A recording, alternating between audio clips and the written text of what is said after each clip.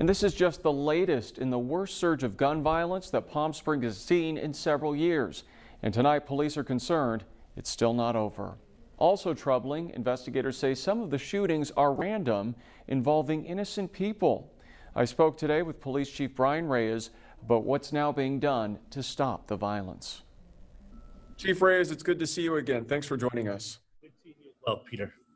I'd like to start by asking you about the recent gun violence in North Palm Springs. Shootings have escalated, and just over a week ago, 2 people were shot and killed, including a 17-year-old boy. What can you tell us? You know, it's troubling times. I mean, obviously, you have plenty of information to absorb and share with the public. Recently, over the past 30 days, because of the ongoing shootings and violence, murders, attempted murders. You know, we've had 3 unsolved murders in the northern part of our city and an additional 9 attempted murders. The only reason why it's not 4 murders is one of the attempted murders, a subject was shot in the head and he's still alive. So it's troubling. It's troubling because it's not just the murders, the attempted murders. A lot of people are not thinking about the other factors, is the impact on the community. There's a lot of scared community members in the northern part of our city, and rightfully so. Are all these shootings specific, or do some of them appear to be random? You know, Peter, that's a really good question. And what's troubling about these shootings, it's targeted clearly at each other from 2 specific neighborhoods. But the problem and the troubling factor is when the shootings take place, they're not, as what we've seen in the past, very targeted to specific people. Even if it's specific people hanging on in a specific block, it's random.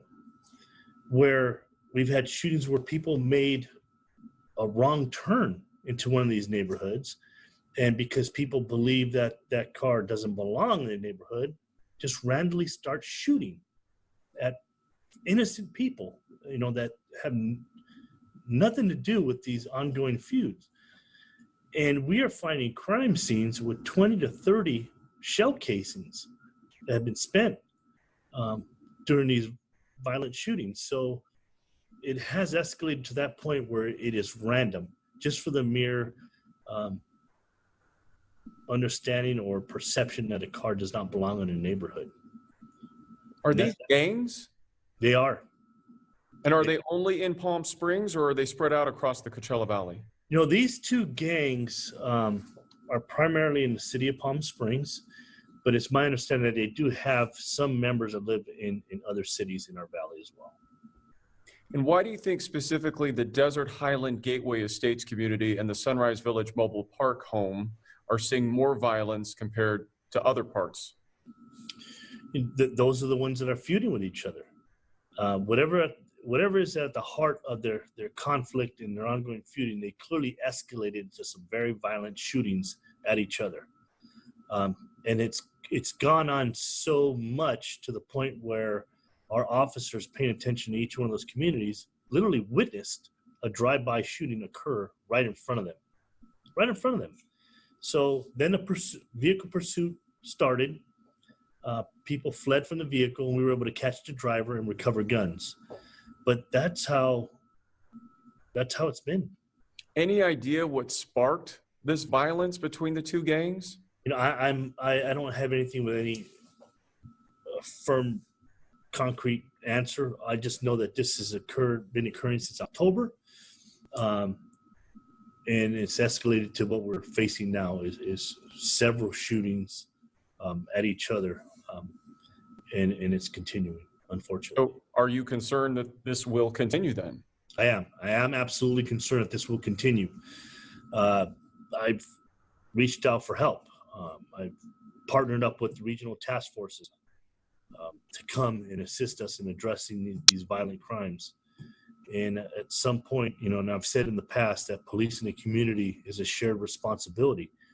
And we need parents of these juveniles, because my understanding the majority of these people involved are juveniles, need to start policing their households and start asking questions.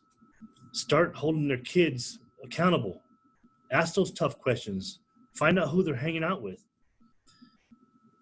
Because unfortunately, if they don't, the potential of these juveniles getting hurt is highly likely. About 100 officers recently served search warrants in that area. What did they uncover? Recovered guns, gang paraphernalia, made, I think, one additional arrest to the 11 previous arrests that they made. Another 5 arrests occurred this past weekend.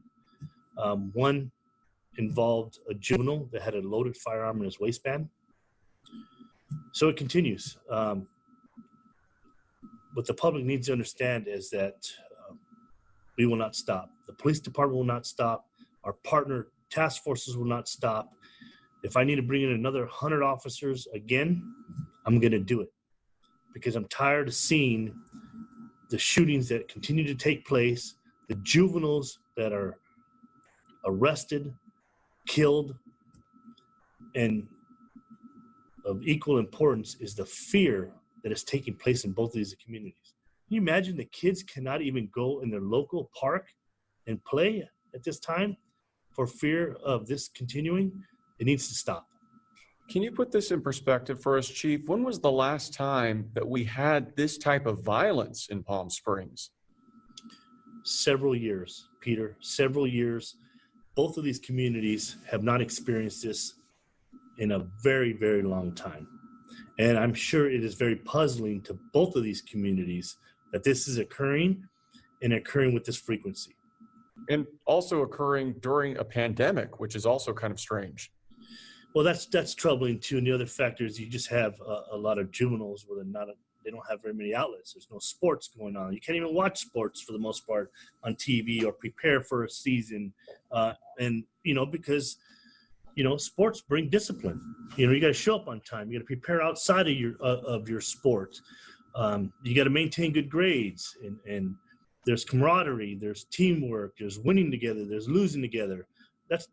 None of that's going on right now. And I'm sure that's a factor where these juveniles are out there committing some crime that's going to affect them for the rest of their lives, and people are losing lives. So what is the next phase, I guess, of this plan to stop the violence? Peter, next phase is we need to coordinate an effort. I realize that we cannot meet in person. A lot of it's Zoom, but I'm going to call for a meeting at the community center up in the Gateway Highland Estates area, obviously with social distancing and also at the other community, in the hopes of reaching the kids. We want to initially provide information to all the parents and the juveniles of what we can share of all this crime, so the parents hear firsthand what has been occurring and not any misinformation of what's being said on the streets, so they can understand the depth of this extremely violent conflict that's going on and how often it's occurring and that it continues, and in the hopes of them paying more attention to what's going on in their household regarding the juveniles. All right. Chief Reyes, we appreciate your time. Thanks for joining us again. Take care, Peter. Have a great day.